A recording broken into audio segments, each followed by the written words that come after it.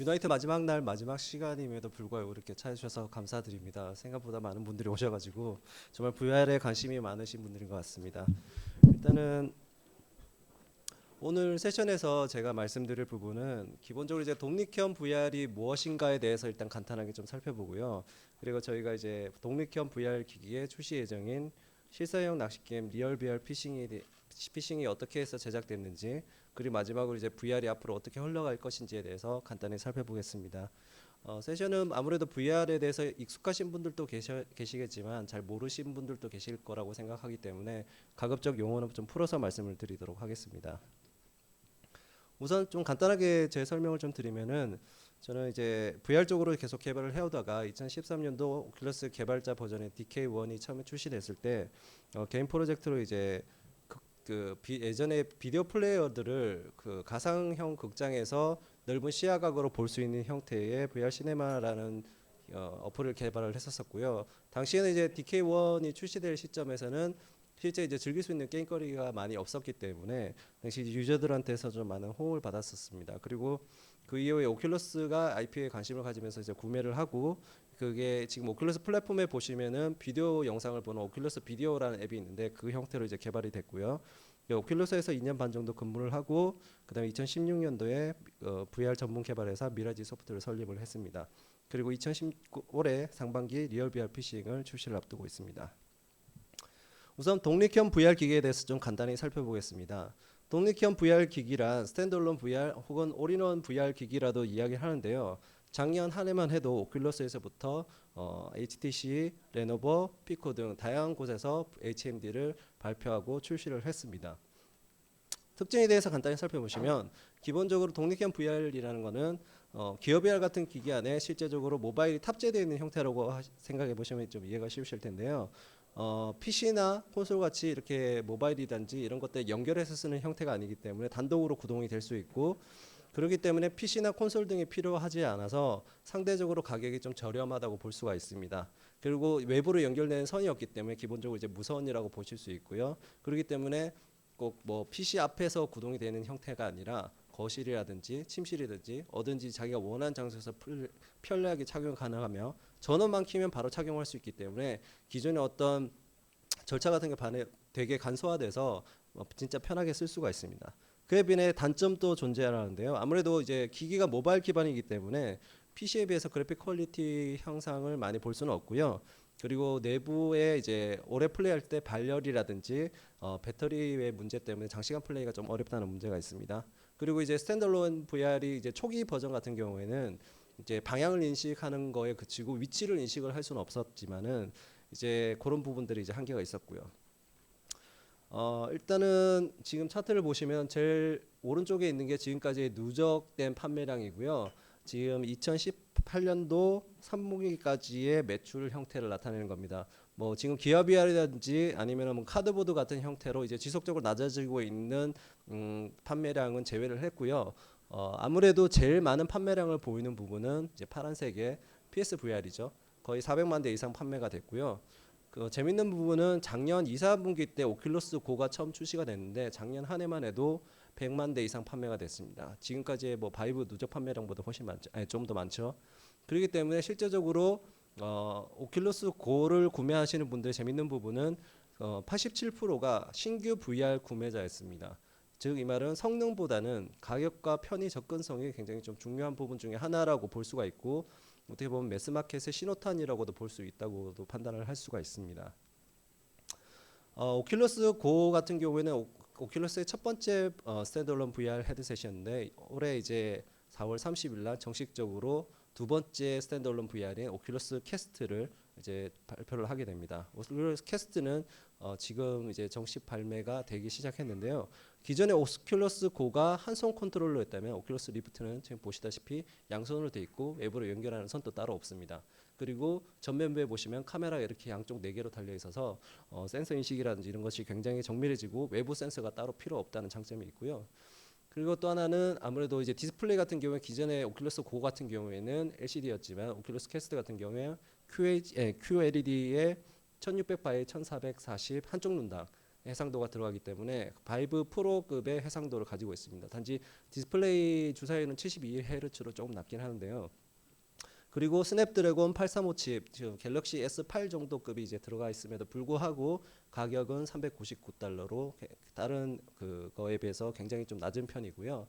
그래서 재밌는 부분은 이제 외부 인식을 따로 할 센서가 따로 필요 없이 내부적으로 이렇게 카메라를 통해서 외부를 인식을 할 수 있게 되고, 그다음에 바운더리 같은 경우에도 실제적으로 이제 카메라를 통해서 앞에를 볼 수가 있습니다. 그래서 주변 영역을 이렇게 컨트롤러로 드래그를 하면 그 부분이 이제 영역이 되게 되고요. 그리고 그 영역에 일정 정도 가까이 되게 되면은 게임 화면이 갑자기 카메라 화면으로 변환이 되면서 외부 환경을 관찰할 수가 있습니다. 그래서 기존처럼 어떤 벽에 부딪힌다든지 이런 사고들이 많이 줄어들게 되겠죠. 아직까지는 이제 이런 것들을 실시간으로 어떤 사물이 지나갈 때 이런 것들을 인식하는 형태는 부하가 좀 있어서 적용되지 않지만 향후에는 적용이 가능해질 거라고 생각을 하고 있습니다. 그래서 기본적으로 오큘러스에서 출시된 제품군들을 보면 오큘러스 고 같은 경우에는 사실 게이밍 기기라기보다는 워낙 컨트롤러의 제약이라든지 머리 위치 인식이라든지 이런 부분들이 제약이 있었기 때문에 게임 기기라고 접근하기 좀 힘든데, 오큘러스 퀘스트 같은 경우에는 기본적으로 리프트의 성능이랑 경험을 그대로 가져가기 때문에 어떻게 보면 리프트 같이 기존의 HMD는 PC나 콘솔에 연결해는 주변 기기의 성향이었다고 한다면 퀘스트는 독립적으로 구동하는 게이밍 기기이기 때문에 닌텐도 스위치 같은 어떤 독립적인 기반까지도 접근이 가능한 형태라고 보시면 될 것 같습니다.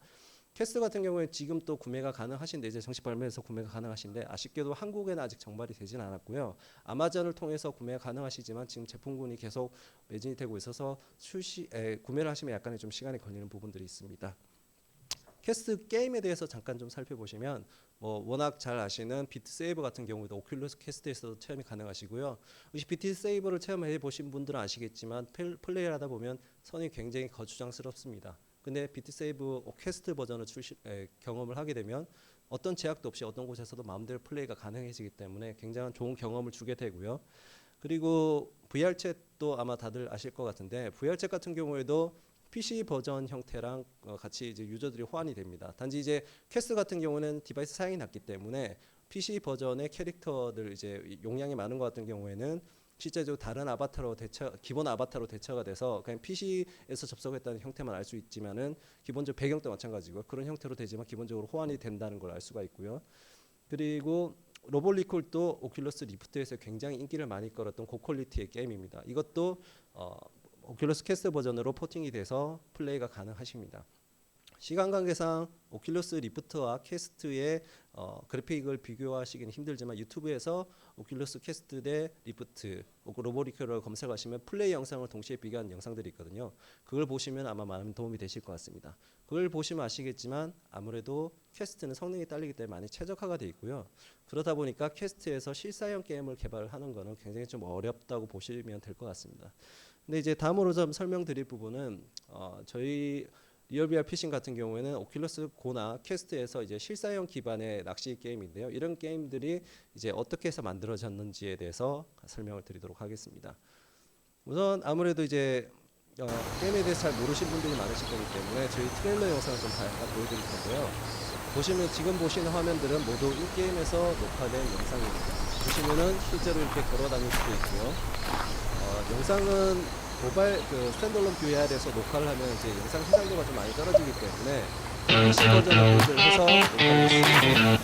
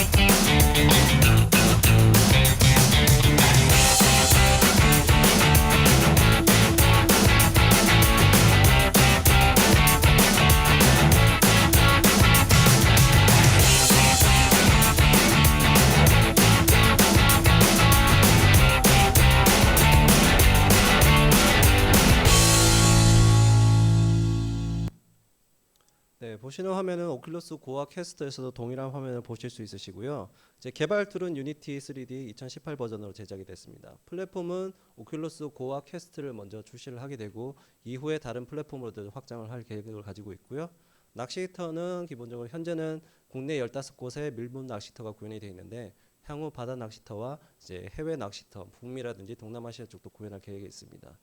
특징을 먼저 간단히 설명드리면 아무래도 이제 스탠드얼론 VR에서 리얼리스틱한 환경을 구현했다는 점이 첫 번째고요. 다양한 모드가 적용 가능하고 또 인게임에서 뮤직 플레이어가 내장이 되어 있기 때문에 게임을 하면서 음악 플레이어를 동시에 들을 수 있다는 점이 있는데요. 우선 하나씩 살펴보시면은 기본적으로 미래소프트에서 처음에 설립을 할 때 저희는 이제 스탠드얼론 VR이 앞으로 장차 좀 더 범위를 넓혀 갈 것이라고 좀 생각을 해서 가급적이면 라이트 유저를 대상으로 좀 타겟을 했었었는데요. 그렇기 때문에 세 가지 방향 중에 첫 번째는 아무래도 VR을 처음 접한 사람들은 VR 어지럼증에 대해서 많이 힘들어하십니다. 그래서 이제 이런 부분들을 최소화하고 그리고 두 번째는 아무래도 독립형 VR 기기에서는 그래픽 퀄리티가 성능을 높일 수는 없는데 이제 실사형 게임을 한번 도전해 보고 싶었었고요. 그 다음에 세 번째는 VR 게임이 대부분 다 일어서서 몸을 많이 움직이는 형태라고 한다면 저희는 편안하게 의자에 앉아서 뒤로 기대서 편안한 경험을 할 수 있고 또 룰을 쉽게 익힐 수 있는 형태의 게임을 많이 좀 고민을 했었습니다. 그래서 저희들이 레퍼런스 게임들을 찾아보다가 이제 베이트라고 하는 캐주얼풍의 낚시 게임을 일단 고려를 했었었는데요. 베이트라는 게임은 2016년도에 기어 VR로 먼저 출시를 하고 그 이후에 오큘러스 코, 데이드림, 퀘스트까지 출시를 했습니다. 토탈 누적 250만 다운로드를 이뤘기 때문에 굉장히 많은 유저들이 플레이를 했었었는데요. 그렇지만 이게 아무래도 오래전에 게임을 했었었고 그러다 보니까 새로운 게임에 대한 니즈 그리고 아무래도 이제 뭐 실사형에 대한 니즈들도 많이 있을 거라고 생각을 해서 저희들이 일단 이렇게 방향을 잡았었고요. 게다가 낚시 게임은 기본적으로 이제 이동을 많이 하지 않는 형태이기 때문에 어지럼증도 유발하지 않고 그다음에 오큘러스 고 같은 경우에는 저희가 이제 오큘러스 고와 퀘스트를 원빌드 형태로 지금 개발을 하고 있는데요. 고 같은 경우에는 한 손 컨트롤러 그다음 퀘스트 같은 경우 양손 컨트롤러를 이용하기 때문에 이런 부분들도 낚시 게임에 잘 적용을 할 수 있을 거라고 생각을 했었습니다. 그리고 이제 실사 VR 같은 경우에는 이제 낚시 게임과 또 잘 어울리는 부분들도 있고요. 향후 이제 낚시터를 늘림으로 인해서 이제 볼륨 확장 같은 경우도 좀 가능한 부분들이 있고요. 그리고 아무래도 이제 낚시 같은 경우 물고기를 낚는 재미도 있지만 이제 주위 환경을 관찰하고 힐링을 하는 느낌도 있기 때문에 이 세 가지를 포인트로 접근을 했었습니다. 하지만 이제 실제 개발을 진행을 하면서 크게 세 가지 문제점에 맞닥뜨리게 되는데요. 첫 번째는 아무래도 사양에 딸리는 부분에서 실사 그래픽을 구현하는 게 굉장히 좀 어려운 부분이었습니다. 첫 번째는 뭐 기본적으로 일반적으로 이제 뭐 고퀄리티의 환경 그래픽을 PC나 콘솔에서는 구현이 가능하겠지만 그래서 스탠드얼론 VR에서는 저희가 고려를 했었던 것 중에 하나가 이제 포토그래메트리라고 사진을 통해서 스캔을 하는 그런 방식이 있는데요. 이 방식으로 제작을 했을 때 이제 문제점 같은 경우는 기본적으로 메시 용량이라든지 텍스처 용량이 굉장히 커지게 됩니다. 그래서 저희들도 이런 부분들을 좀 고민을 했었었고요. 그리고 일반적으로 쓰이는 형태가 이제 뭐 환경 그래픽의 큐브 맵이라든지 뭐 스피어 형태로 이제 맵을 바르는 형태도 고민을 했었는데 이제 이런 부분 같은 경우 가장 큰 문제점이 하나가 VR 같은 경우 입체감을 가지고 있기 때문에 이런 형태로만 구성을 하게 되면 자기 몸이 공중에 붕 떠 있는 것처럼 느끼게 됩니다. 몰입감이 전혀 없게 되죠. 그리고 이제 그냥 단순히 배경에 가르게 되면 배경 부분과 근거리 환경을 서로 연결시키는 부분들이 문제가 되겠습니다. 그래서 저희들이 고민하던가 이제 해결책으로 생각했었던 부분은 기본적으로 이제 포토그래메트리 방식과 이제 실사 이미지 형태를 결합하는 형태를 저희들이 서로 개발을 했었습니다. 기본적으로 오른쪽에 보시면 이게 이제 포토그래메트리를 통해서 개발된 메시를 이제 거기에 실제 적용하기 위한 형태로 이제 메시를 다시 최적화한 형태인데요. 대략 한 10,000폴리곤 정도 되겠습니다. 이제 저런 형태로 만들어진 폴리곤의 아래쪽에 보시면은 실제 그 현장에서 낚시를 플레이하는 곳에 320도 파노라마 이미지를 촬영하고 이걸 이제 텍스처 형태로 썼습니다. 물론 이제 게임에 적용된 형태는 이거랑 형태랑 약간 좀 다르긴 한데 일단 이런 식으로 이제 개발했을 때 장점으로 봤을 때는 첫 번째는 고해상도의 사실적인 텍스처를 활용이 가능하다는 점이 있겠고요. 두 번째는 실제 이제 텍스처 같은 경우에 뭐 원거리에 있는 것들 같은 경우에는 픽셀 텍스처의 해상도가 이제 작게 배치가 될 거고 가까이 있는 오브젝트 같은 경우는 좀 더 텍스처 영역이 커져야지 좀 더 사실적으로 보일 수가 있는데 이제 이런 부분들도 자연스럽게 적용이 가능하고요. 그리고 이제 제작 속도도 실제 현장에서 낚시터를 스캔하고 촬영하고 그다음에 배경 스테이지까지 리소스를 제작 완료하는데 평균 3, 4일 정도면 완료가 됩니다. 그렇기 때문에 굉장히 빠른 속도로 제작이 가능하다는 장점이 있습니다. 물론 단점도 있습니다. 일단 기본적으로 특정 게임 플레이하는 시점에서 촬영을 그 텍스처를 이용을 했기 때문에 그 장소보다 좀 멀리 이동을 하면 텍스처가 밀려서 보이는 현상이 생기게 되고요. 그렇지만 낚시 게임은 기본적으로 이제 크게 이동하지 않는 형태로 제작이 됐기 때문에 크게 문제는 없었습니다. 그리고 이제 사진 형태를 이용을 하기 때문에 가까운 오브젝트 가령 이제 눈앞에 바위가 있다고 했다면은 퀘스트에서는 내가 이렇게 몸을 이동을 할 수가 있게 되죠. 그렇게 되면은 바위 뒤쪽에 가려진 텍스처는 실제로 제작이 되질 않습니다. 이제 뭐 쉽게 생각하시면 페이스북에 보면 3D 포토라고 있는데 드래그해 보면 사진이 이렇게 움직이죠. 그때 피사체 주변으로는 사실 실제 사진에 찍히지 않은 부분이기 때문에 블러로 처리를 하게 됩니다. 그렇지만 VR에서는 그런 부분들이 굉장히 이질적으로 보이기 때문에 저희들은 가급적이면 가까운 오브젝트를 배치하지 않는 형태로 이제 구현을 했고요. 그 다음에 아무래도 현장에 직접 리소스를 제작을 해야 되기 때문에 현장을 방문을 해서 현장의 상황이라든지 로케이션 부분이 좀 중요한 부분이 있었습니다. 아무래도 이제 텍스처를 사진 형태로 이제 기반으로 이제 제작을 하다 보니까 아무래도 이제 정적인 환경이 많이 느낌이 들 수밖에 없어서 저희들은 이제 동적인 환경, 물이라든지 구름 같은 부분을 이제 많이 고려를 했었는데요. 그래서 이제 물 같은 경우에도 저희들이 이제 쉐이더를 직접 제작을 해서 가급적이면 한정된 환경 안에서 사실적으로 보일 수 있도록 적용이 됐었고, 이제 구름 같은 경우에 그냥 단순히 사진 찍혀 있는 형태를 이용하는 게 아니라 구름의 형태를 이제 몇 가지 RGB 채널의 타입을 이제 저장을 하고 거기에 이제 빛의 방향이라든지 그림자 그리고 태양 주변에 있는 어떤 글레어 구름이 이제 밝게 빛나는 글레어까지 표현할 수 있도록 이제 쉐이더를 적용을 해서 적용을 했습니다. 그리고 이제 고민해야 될 부분은 이제 바로 최적화인데요. 아무래도 그 오래 플레이를 하게 되면 발열이라든지 이런 부분들도 많이 신경이 쓰이고 그 같은 경우는 스냅드래곤 821 캐스트는 835이기 때문에 사양의 성능도 서로 다릅니다. 저희들 같은 경우는 이제 그런 부분들을 옵션을 통해서 그래픽 옵션을 적용을 해서 이제 해결을 했는데요. 이제 가장 큰 부분 중에 하나는 유니티에 보면 이제 엑셀 옵션 중에 보면 렌더 스케일을 조절하는 부분이 있습니다. 그걸 통해 가지고 뭐 저사양에서는 약간 렌더 스케일을 낮게 하고 고사양에는 1.3배까지 느리는 형태로 적용이 됐고요. 그 다음에 이제 렌더링 주변부 화소를 줄이는 형태의 4BD 렌더링이 오큘러스 SDK에 보면 적용이 되어 있는데 이제 그런 걸 관계를 통해서 많이 최적화를 할 수가 있었습니다. 그리고 저희는 배경이 파노라마 형태 이미지이기 때문에 가로 형태가 8K 사이즈거든요. 그런 8K 사이즈의 텍스처를 해상도를 이제 줄임으로 인해서 옵션을 낮출 수가 있었고 오큘러스 고 같은 경우는 60Hz, 72Hz 둘 다 지원을 합니다. 그런 부분들 이제 옵션을 줘가지고 최적화를 진행을 할 수가 있었습니다. 그래서 저희는 오큘러스 고에서 1.3배 렌더링 스케일로 72Hz로 전혀 끊김이 없이 할 수가 있었었고요. 그리고 용량도 그 풀 설치 용량이 300메가로 굉장히 줄일 수 있게 됐었습니다. 자, 두 번째 문제는 바로 타겟층인데요. 아무래도 낚시 게임 하면은 즐기는 분들도 많이 계시지만 즐기지 않으시는 분들도 많이 있을 거라고 생각을 합니다. 그리고 낚시 게임을 즐기시는 분들도 실제로 캐주얼 형태의 낚시 게임을 즐기시는 분, 그리고 시뮬레이션 형태의 낚시 게임을 즐기시는 분, 이런 식으로 좀 유저가 나눠져 있는데요. 저희들은 아무래도 이런 유저들을 어떻게든 좀 더 모으기 위해서 많이 고민을 했었습니다. 그래서 저희들이 고민했었던 방식은 기본적으로 난이도와 UX를 가지고 이런 부분들을 서로 만족시킬 수 있는 형태로 접근을 했습니다. 이제 아무래도 캐주얼 낚시 게임 같은 경우에는 아무래도 이제 UI라든지 이런 부분들이 많이 들어가고 입력해야 될 부분을 가급적이면 직관적으로 바로 입력을 할 수 있도록 많이 고민을 하게 되는데 시뮬레이션 게임들 같은 경우는 이런 UI 요소들이 많이 삭제가 되고 좀 더 사실적인 경험을 원하시거든요. 저희들 같은 경우에는 기본적으로 난이도를 3단계로 나눠서 각각의 UI, UX를 구현을 했는데요. 첫 번째 이 난이도 같은 경우에는 일반적으로 물고기의 위치를 시각적으로 표현을 해주고 그 다음에 입력해야 될 로드를 UI 형태로 보여주면서 좀 더 쉽게 플레이가 가능하도록 적용이 되어 있고요.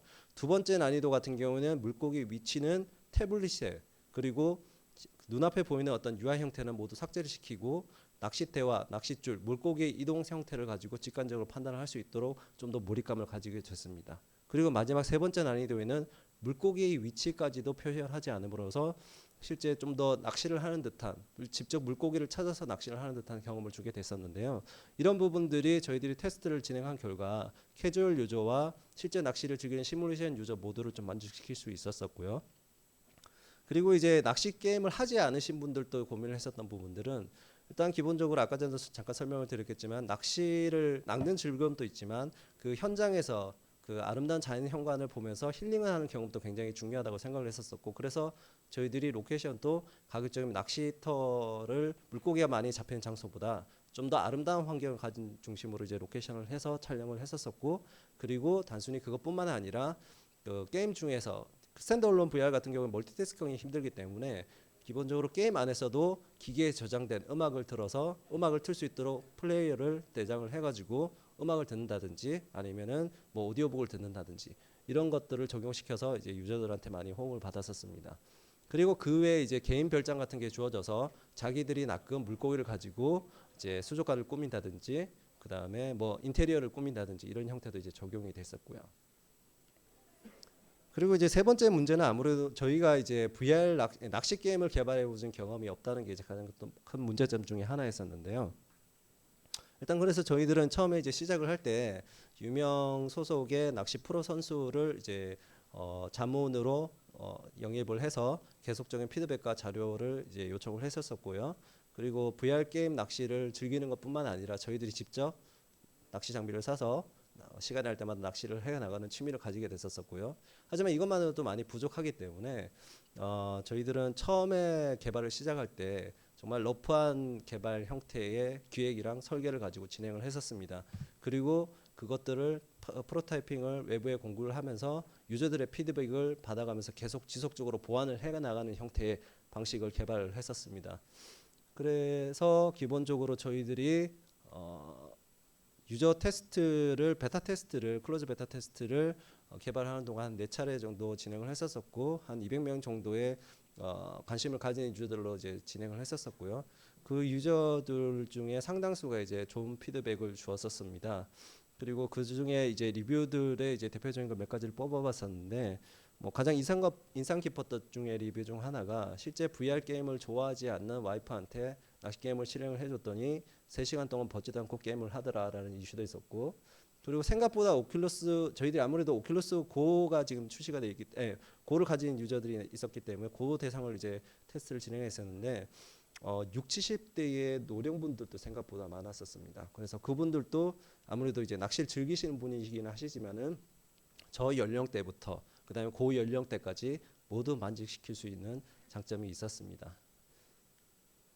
네, 그래서 저희들이 리얼 VR 피싱은 그리고 이제 테스트는 기본적으로 저희들이 레딧이라든지 디스코드 그다음에 페이스북을 통해서 이제 유저들을 모았었었고요. 그리고 그 유저들의 50%는 이제 북미 대상 유저였었습니다. 그래서 저희들이 처음에 고민했었던 부분은 아무래도 낚시 게임 배경이 한국 배경이다 보니까 약간 이런 부분에 대해서 좀 고민을 했었었는데 생각보다는 이런 부분에 대해서 크게 민감하지 않았었고, 그리고 이런 부분들에 대해서도 앞으로 향후 버전업이 될 거라는 부분에 대해서 굉장히 좀 긍정적인 기대를 가졌었고요. 그리고 이제 이 부분이 6월 달에 오큘러스 고 버전을 먼저 출시를 하고 그다음에 캐스트 버전을 적용을 할 텐데 저희가 시간이 됐으면은 조금 더 일찍 개발을 해서 이제 세션에서 이제 그런 부분에 대한 매출이라든지 추이 같은 것들 말씀을 드리고 싶었었는데 약간 좀 늦어져서 적용되지 못한 부분이 조금 아쉽습니다.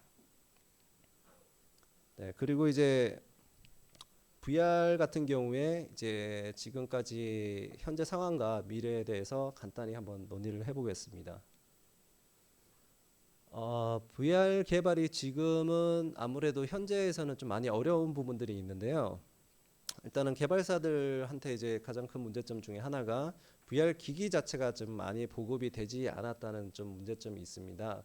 그래서 기본적으로 이제 매출이라든지 이런 부분들을 지금 많이 끌어올리기가 힘든 부분들이 있고, 그리고 실제적으로 VR이라는 게 1인칭 시점으로 대부분 다 플레이가 되기 때문에 VR의 경험을 잘 살리기 위해서는 장르 자체도 약간의 좀 한정이 있을 수밖에 없고요. 물론 다양한 장르의 시도들이 이루어지고 있긴 하지만 지금은 어떻게 보면 FPS라든지 이런 부분들이 좀 많이 주력을 가지고 있는 상황입니다.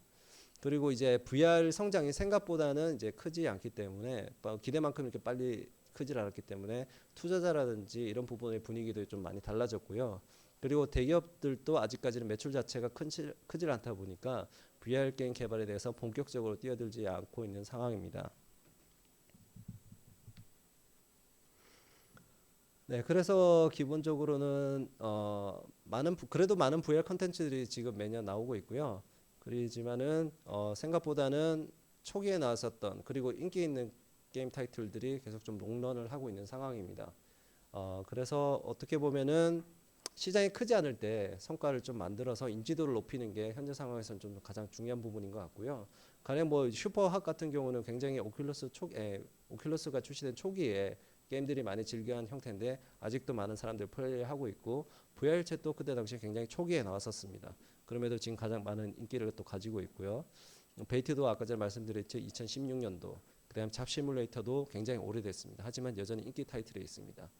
그렇기 때문에 실제적으로 시장이 좀 더 커져서 많은 컨텐츠들이 나오기 전에 특히나 이제 좀 작은 회사일수록 조금 더 빨리 출시를 해서 유저들의 호응을 받는 게 굉장히 좀 중요하다고 보는데요. 그러기 위해서는 뭐 여러 가지 요건이 있겠지만 사실 저희도 뭐 아직까지 뭐 성공을 해보진 않았었기 때문에 정확하게 이게 정확하다라고 말씀을 드리기 힘들겠지만 제가 생각하는 방향으로는 일단은 크게 VR 게임이 기존의 일반 게임과는 좀 다르기 때문에 VR의 특장점을 살린 재미를 살리는 게 굉장히 좀 중요하다고 생각합니다. 기본적으로 VR의 특징이라고 한다면 이제 공간과 몰입감도 하나 예시가 될 수 있겠지만은 기존의 터치나 마우스 키보드 형태가 아닌 VR 컨트롤러를 이용한다는 점에서 그런 부분도 굉장히 중요한 VR의 게임의 재미 중에 하나라고 볼 수가 있고요. 그리고 실제 인기 있는 타이틀을 답습하는 형태도 사실 문제가 좀 있다고 생각을 합니다. 뭐 아무래도 같은 장르의 유사한 게임이면은 인기 있는 타이틀을 플레이를 하려고 하겠죠.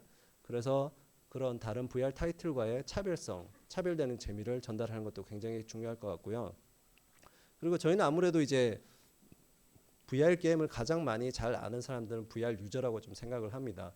왜냐하면 VR 유저들 같은 경우에는 굉장히 관심을 가지고 오랫동안 플레이를 해왔거든요. 그리고 그 사람들이 원하는 요구치와 방향이 있습니다. 그래서 저희들은 최대한 초기에도 유저랑 계속 소통을 하면서 개발을 해나가는 게 중요하다고 생각을 했었고요. 저희 같은 경우에는 초기에 이제 프로타입 형태의 기술 영상이 만들어지고 난 후에 이제 페이스북에 해외 커뮤니티에 이제 영상을 올려서 유저들의 반응을 받았습니다. 처음에는 이제 좀 뭐 낚시 게임 그럼 사람들이 좋아할까? 그다음에 한국적 배경인데 거기에 대해서 관심을 가져줄까라고 했었지만 생각보다 많은 유저들의 호응이 있었었고 그래서 이 방향이 맞다고 생각을 하고 저희들도 이제 계속해서 개발을 해오면서 또 지속적으로 거기에서 관심을 가진 유저들을 대상으로 피드백과 이제 설문 등을 진행을 해서 방향 등을 좀 고쳐 나갔었고요. 그리고 마지막으로는 아무래도 시장 자체가 아직까지 VR 시장이 크지 않은 상황입니다. 그러다 보니 아무래도 처음 시작 때부터 글로벌 타겟을 가지고 접근을 하는 게 굉장히 좀 중요하다고 보시면 될 것 같습니다. 네, 그리고 뭐 가장 대표적인 VR 회사 세 군데죠. 그 뭐 페이스북, 오큘러스 이 회사들 뭐 이 세 회사들이 이제 중요한 이유는 이제 아무래도 VR 시장을 이끌어 나가기 위해서는 기술력도 중요하지만 그다음에 실제 자본력이라든지 플랫폼을 가지고 있는지도 굉장히 좀 중요한 요소라고 생각을 합니다. 그래서 향후에도 이 세 회사가 중심축으로 진행이 될 것으로 예상을 하고요. 페이스북 오큘러스 같은 경우에는 아무래도 초기에는 오큘러스를 통해서 기술 중심적으로 선도하는 형태의 개발이 이루어졌다면 최근에는 오큘러스 리프트 S라든지 오큘러스 퀘스트의 상황을 보시면은 약간 조금 더 범용성에 가까운 타겟을 가지고 접근했다고 보시면 될 것 같습니다. 그래서 실제적으로 좀 더 유저풀을 확대시킬 수 있는 형태로 많이 접근을 하고 있고요. 그에 반해 이제 밸브와 HTC 같은 경우에는 아무래도 PC 쪽에 연결해서 쓰는 형태이기 때문에 하이엔드 기반으로 많이 접근을 하고 있습니다. 뭐 밸브 같은 경우는 이번에 인덱스라는 HMD 기기도 발표를 했고요. 컨트롤러 경험이라든지 HMD 경험이 굉장히 좋은 경험이긴 하지만 가격대가 굉장히 높습니다. 그래서 기본적으로는 저 회사들은 PC 기반의 물론 이제 HTC 같은 경우는 스탠드얼론 기기도 접근을 하고 있긴 하지만 기본적으로는 PC 기반의 하이엔드 기기로 접근해 될 가능성이 크고요.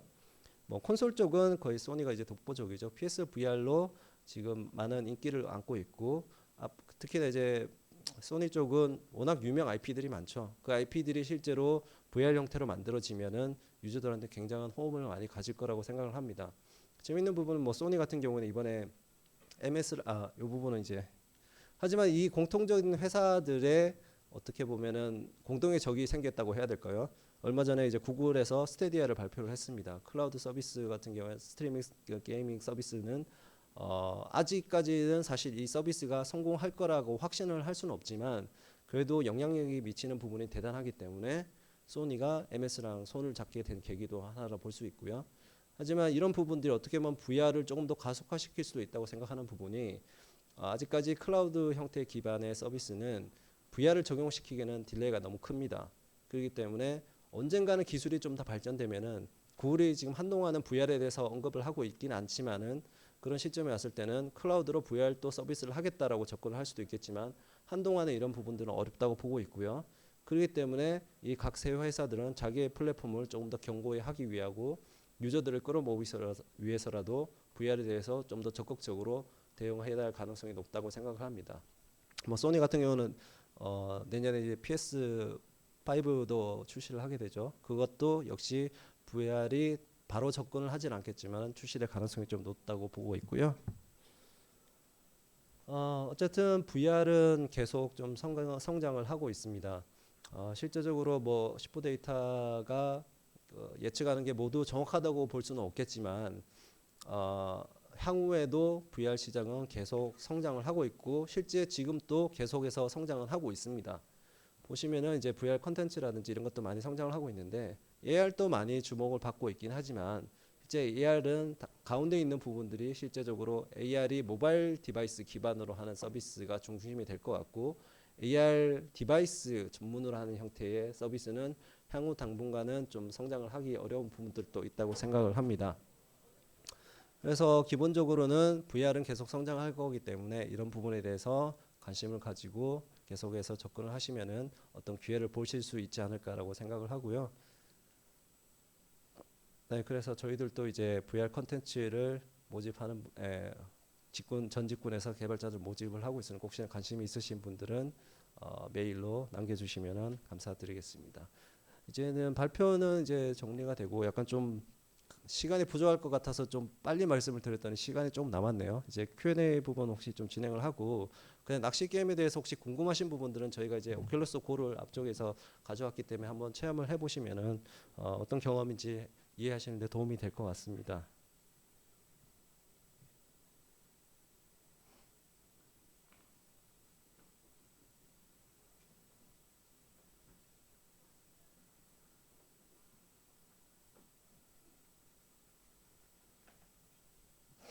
네, 뭐 질문이 그렇게 많지는 않아서 혹시나 뭐 질문 사항이 있으신 분들은 뭐 손을 들어주시면 아마 마이크를 전달할 수 있을 것 같고요. 네, 앞쪽 부분부터 먼저. 네. 안 그래도 저희가 그 이야기를 말씀을 드리면 좋을 것 같은데 제가 깜빡했군요. 저희가 이제 낚시 게임 같은 경우에는 아까 전에 잠깐 말씀을 드렸지만 향후 이제 스테이지를 좀 더 넓혀 나갈 계획입니다. 기본적으로는 이제 멀티플레이를 지원하는 형태로 개발이 될 거고 그다음에 한국 낚시터뿐만 아니라 북미 낚시터 그다음에 동남아의 그 뭐 열대 지방 같은 경우 그런 좋은 환경에서 플레이할 수 있는 형태도 계속 확장할 예정이고요. 저희가 다음 프로젝트로 생각하고 있는 부분은 바로 이제 소셜 VR 게임인데요. VR 유저들이 실제 이제 스탠드얼론 VR을 통해서 이제 많이 많아짐에 따라서 서로의 연결성이 굉장히 중요하다고 생각을 합니다. 그래서 싱글 형태의 게임보다는 가급적이면 여러 명이서 즐길 수 있는 형태가 중요하다고 생각을 하고 저희들 이제 소셜 VR 중에서도 어떤 게임성에 조금 더 가까운 형태로 접근을 하고 있습니다. 뭐 자세한 내용은 지금 뭐 아직 구체적으로 말씀드릴 부분은 없지만은 그런 부분에 대해서 혹시 관심을 가지고 있으면 또 좋을 것 같습니다. 네.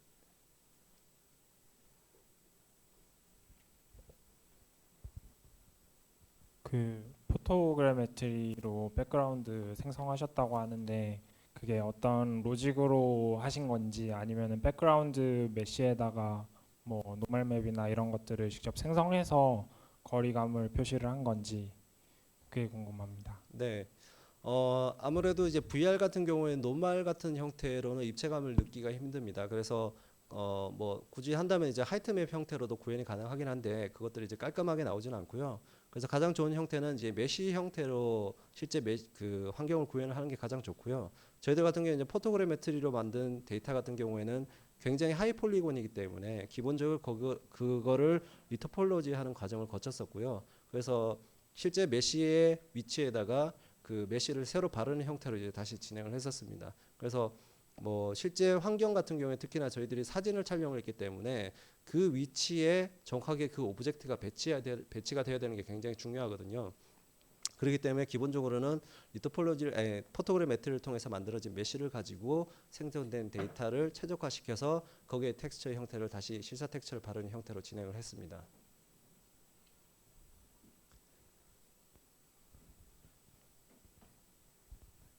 오큘러스 퀘스트가 독립형이라 다른 VR 기기에 비해서 성능이 좋지 않다고 하셨는데 비트 세이버가 제가 알기로 성능이 좋아야 플레이가 가능한 걸로 아는데 그게 네.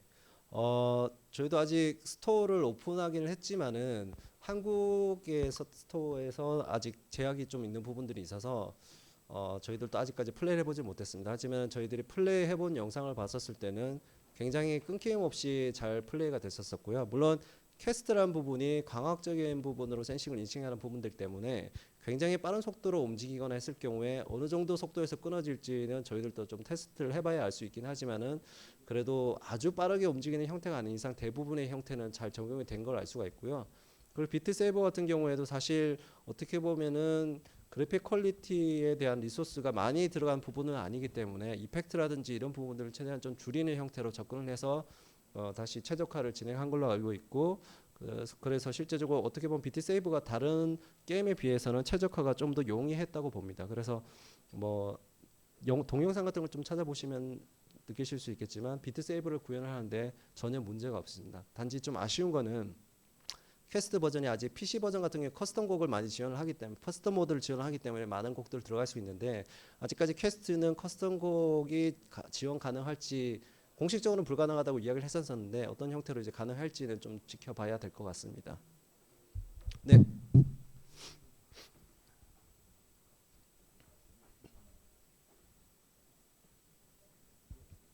독립형 VR 기기는 모바일 프로세서를 사용하고 있잖아요. 네네. 그러면은 조금 뭐 연산이 많은 게임 같은 경우에는 스로틀링 문제 같은 게 발생할 것 같은데 네. 온도에 의한 스로틀링 문제. 그런 뭐 개발하시면서 그런 문제는 혹시 없었나요? 네, 아무래도 어떻게 보면 독립형 VR 게임의 1부터 10까지 가장 큰 문제점 중에 하나는 모든 개발 단계에서 문제점 중에 하나는 바로 최적화입니다. 아무래도 모바일 기기라고 하지만 뭐 S8급의 성능이라고 해도 사실 그렇게 좋은 형태는 아니고요. 사실 이 부분도 일반적인 S8급 그러니까 835의 기능보다는 존캐맥 팀에서 좀 더 최적화를 했기 때문에 성능은 좀 더 좋습니다. 그럼에도 불구하고 VR 기기는 카메라를 양안으로 2번 렌더링을 해야 하기 때문에 기본적으로 드로우컬이 2배 정도 가까이 소비가 되고요. 그리고 최적화를 하면 할수록 발열이라든지 그 다음에 기기 배터리 소모량을 줄일 수가 있기 때문에 그런 부분이 좋아서 하지만 이제 그런 부분들을 너무 낮추게 되면 일단 문제가 되기 때문에 일단 최적화 부분은 가장 큰 문제점 중에 하나고요. 뭐 생각보다 이제 스로틀링이라든지 어떤 부하적인 부분은 가장 큰 좋은 예시 중에 하나는 아무래도 프로파일링을 통해서 계속 좀 체크를 좀 하셔야 되는 부분들이 있습니다. 유니티에서 지원하는 프로파일러도 있긴 하지만 오큘러스 SDK를 설치를 하게 되면 거기에도 이제 프로파일러가 있거든요. 그걸 통해서 각 플랫폼에 따라서 부하가 어느 정도 들어가는 것이 좋은지에 대한 형태도 가능하고 쉐이더라든지 이런 부분들도 어느 부분에서 최적화를 하면 좋다라는 부분을 예시를 알려줍니다. 그래서 이제 그런 부분들을 같이 체크를 하시면은 최적화를 하시는데 조금 더 도움이 되시지 않을까 생각을 합니다.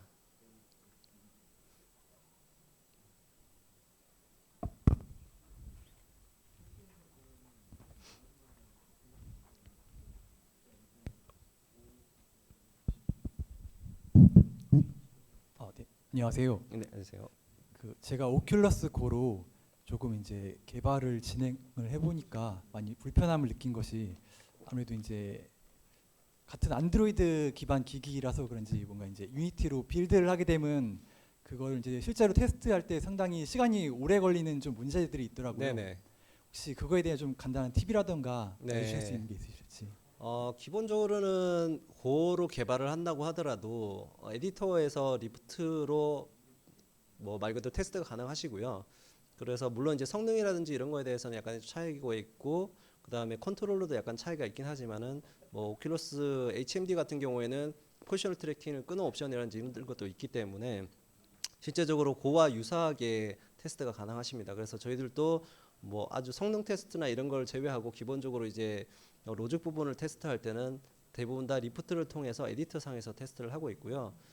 물론 이제 성능이라든지 발열이라든지 이런 부분들에 대해서 물론 에디터 상에서 해결이 안 되는 부분, 에디터에서 확인이 안 되는 부분들도 있기 때문에 그걸 적용을 하긴 하지만 그리고 또 이 부분에 대해서도 그 오큘러스 SDK 중에 하나가 이건 최적화에 관련된 문제긴 한데 실제 지금 구동되는 화면에 발열이라든지 부하가 어느 정도 되는지를 그래프 수치로 보여주는 툴이 있습니다. 그걸 이용을 하게 되면은 기본적으로 앱을 실행시킬 때 상단에 그런 것들이 이제 그래프로 나오게 되거든요. 이제 그런 걸 통해서 좀 더 최적화도 가능하니까 오큘러스 홈페이지 가셔서 SDK를 많이 활용을 하시면은 도움이 많이 될 것 같습니다. 그리고 부가적으로 아까 전에서 좀 약간 설명에 빠진 부분들이 있는데 퀘스트 개발이 사실 생각보다 쉽지는 않습니다.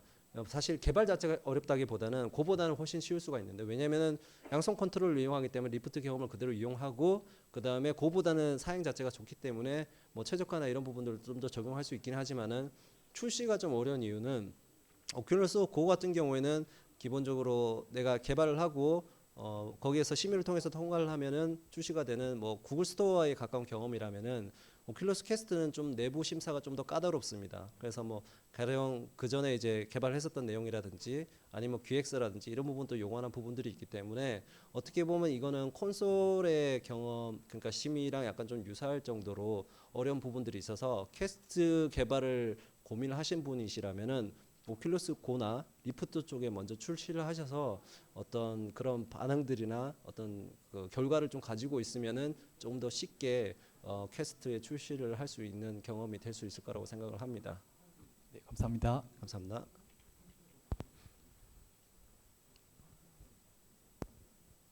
안녕하세요. 발표 너무 잘 들었고요. 제가 감사합니다. 하고 싶은 질문은 오큘러스 지금 퀘스트랑 고로 개발을 하시는데 사실 다른 플랫폼도 보여주셨잖아요. 네네. 바이브 포커스도 이제 스탠드얼론으로 나오기도 네. 했고 혹시 그런 디바이스 스탠드얼론 다른 디바이스 플랫폼에 적용을 해보셨는지 해보셨다면 그 오큘러스만의 더 장점이 있으셔서 지금 그 플랫폼을 계속 가시는 건지가 첫 번째 질문이고 네네. 두 번째는 이제 사실 오큘러스 고로 그 개발을 하셨으면 리프트로 바로 포팅도 될 것 같은데 네. 그걸 테스트 해보셨을 때 더 쉐이더나 이런 부분에서 좀 그래픽적으로 더 올려서 그냥 하실 수도 있을 것 같은데 안 하신 이유가 궁금합니다. 네.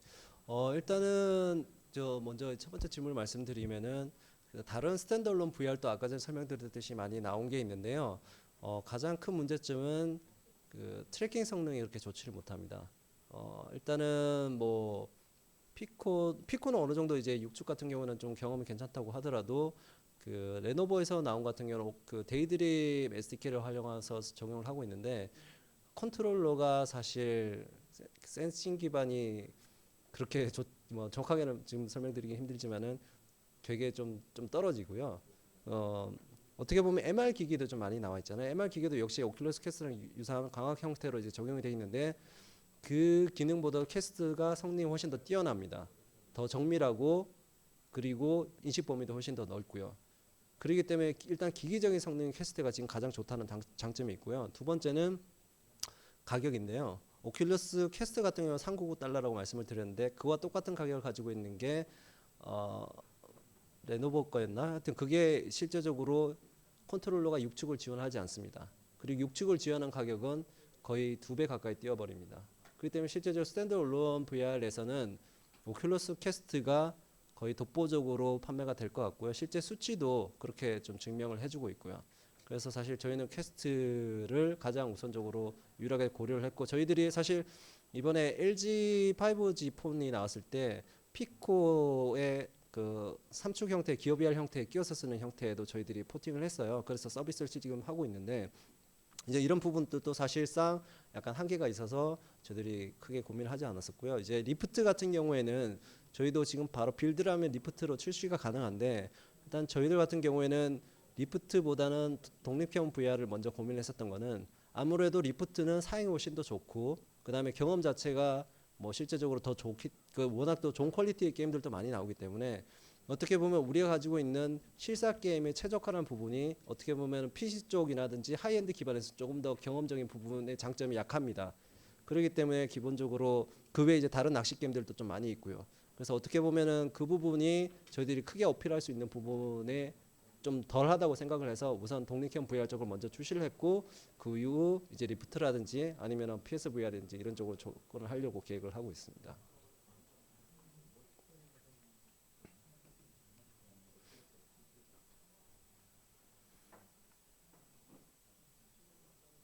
짧게 저기 여쭤보겠습니다. 그 한때는 그 어지러움이 굉장히 큰 문제가 돼서 VR 게임이 그것 때문에 이제 심각한 수준까지 갈 수 있지 않나 이런 얘기가 많이 나왔는데 지금 그 작업하시면서 어떤 요령이나 뭐 그런 그 방법을 터득하셨는지가 좀 궁금합니다. 아, 네.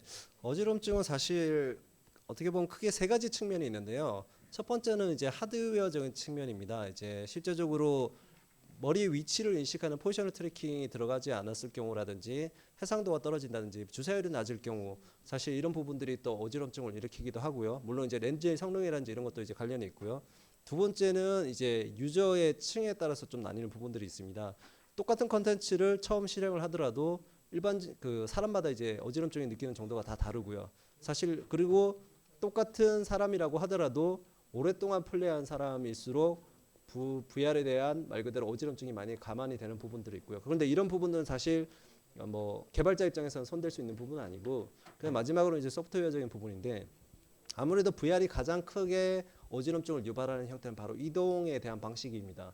그래서 기본적으로는 뭐 일반적인 FPS처럼 1인칭 시점으로 그냥 슬라이드로 미끄러지기 시작하는 그 부분은 가장 큰 많이 어지럼증을 일으키게 되고요. 이런 부분들은 사실 어떻게 크게 해결할 수 있는 부분은 아닙니다. 물론 더 디테일하게 들어가면은 이동 시에는 주변부 화소를 어둡게 한다든지 해서 실제적으로 어지럼증을 더 줄이는 방법들도 있고 이것도 굉장히 좀 효과적이기도 하고 그리고 좀 더 형태를 다르게 했을 경우에는 텔레포트 형식으로 이제 바로 이동을 하는 형태가 또 할 수 있는데 사실 이런 경험 자체는 몰입감을 좀 떨어뜨리는 부분이기도 하고요. VR을 많이 플레이하시는 분들 같은 경우에는 그 부분을 싫어합니다. 왜냐하면 기본적으로 그 텔레포트라는 형태가 실제 경험이랑은 다르기 때문에 몰입감이 더 떨어지거든요. 그렇기 때문에 이동 형태를 고민하실 때는 기본적으로 실제 키보드로 이동하듯이 슬라이드 형태로 움직이는 형태랑 텔레포트 형태를 두 가지 다 고민을 하셔야 되는 게 VR 유저를 플레이하는 층이 다 다르기 때문에 이제 이런 부분들을 많이 고민을 하셔야 되고 또 이렇게 됐을 때 문제점은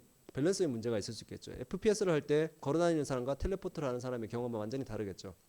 그렇기 때문에 이런 부분들을 기획 단계에 있어서 어떤 식으로 고민을 할지 아예 하이엔 그 말 그대로 하드코어 유저층을 고려를 할지 아니면 말 그대로 라이트 유저를 대상으로 할지 아니면 둘 다 고려를 했을 때 밸런싱 부분을 어떻게 해야 될지 이런 부분도 많이 고려를 하셔야 되고요.